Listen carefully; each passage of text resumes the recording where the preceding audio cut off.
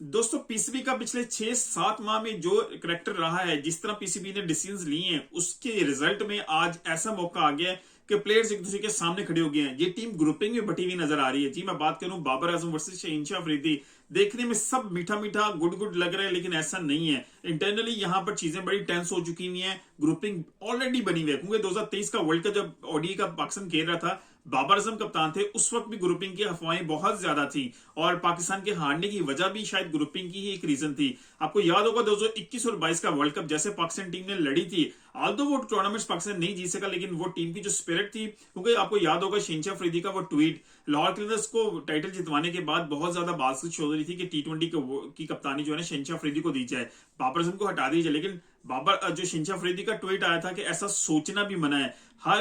Player जो है ना बाबर आजम के पीछे खड़ा है और वही लीड करेगा। उस ट्वीट से लेके अभी तक जो सिनेरियो डेवलप हो चुका है, जहां पर शहनशाह अफरीदी ने यह पूछा कि मेरा कसूर क्या है, यानी कि 2023 के वर्ल्ड कप के बाद जैसे जका अशरफ ने एक बड़ा पुअर डिसीजन किया जब टीम वर्ल्ड कप के लिए इंडिया के अंदर मौजूद थी, और पैकेंड के ऊपर चीजें इस तरह की डेवलप होना शुरू हो गई क्योंकि कुछ सहाफी, कराची एजेंडा बेस्ड सहाफी जट साहब, जी मैं उनको क्लियरली बात उनका नाम ले रहा हूं, उन्होंने, और जका अशरफ, क्योंकि वो भी एसोसिएटेड है पीपल पार्टी से, जो कि सिंध की गवर्नमेंट की जो है ना जिनके अंडर है वो मेजर पार्टी है वहां पर, और उन्हीं की जो है ना सारी जो मिली बली जो चीजें चल रही थी, उसके बाद बाबर आजम को जिस ह्यूमिलेटेड तरीके से हटाया गया कप्तानी से, और फिर उसको एक ऑफर की गई जी टेस्ट की कप्तानी आप रख लें, लेकिन उन्होंने वो रिजेक्ट कर दी। अब उस डिसीजन के बाद जैसा ह्यूमिलेशन की गई, फिर जो है टेस्ट की कप्तानी किसी और को दी गई और टी20 की कप्तानी शहनशाह अफरीदी को दे दी गई। आल्दो शहनशाह अफरीदी को कप्तानी देना बनता ही नहीं था। सबसे पहली बात कि जब अभी पाकिस्तान वर्ल्ड कप के लिए मौजूद था वहां पर, फिर जिस तरह चैट्स बाबर आजम की लीक की गई, टीम पे प्रेशर डेवलप किया गया, बल्कि स्पेशली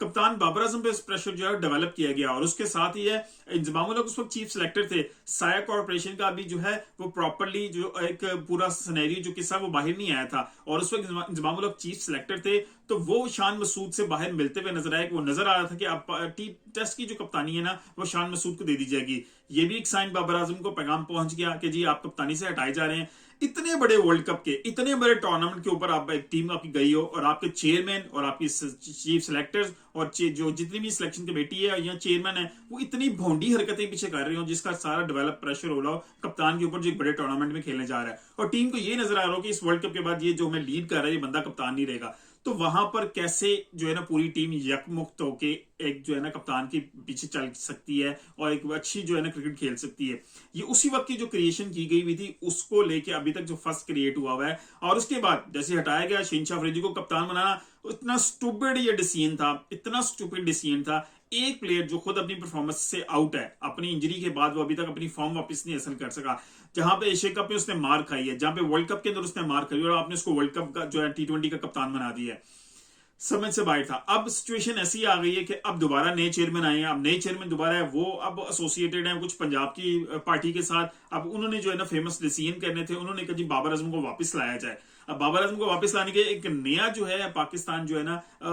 एक नई चीज पाकिस्तान पीसीबी क्रिकेट बोर्ड की तरफ से देखने को मिली, जो अभी सिर्फ एक सीरीज के कप्तान थे उनको हटाया गया और उनको इत्मीनान में लिए बगैर उनको हटा दिया गया। ये ज्यादती, अब पहले तो उनको अपॉइंट करना ज्यादती थी शहनशाह अफरीदी को, अब उनको हटाने के बाद जो है ना एक सीरीज के बाद ये अब उनके साथ दोबारा ज्यादती है, और फिर बाबर आजम को दोबारा अपॉइंट करना ही अब तीसरी ज्यादती है। क्योंकि अगर बाबर आजम को अपॉइंट करने से बेहतर ये था कि आप मोहम्मद रिजवान को अपॉइंट करते, उसकी रीजन ये थी कि अब दोबारा जब आप एक उसी प्लेयर को दोबारा रिप्लेस कर रहे हैं, अब ये दोनों मेजर प्लेयर आपके जो मेजर बैट्समैन है, जो मेजर बॉलर है, दोनों अब दूसरे के आमने सामने आ चुके हैं, और दोनों एक दूसरे को ब्लेम कर इंटरनली कर सकते हैं, ओपनली शायद वो नहीं करेंगे, आपको खेलते हुए नजर भी आएंगे,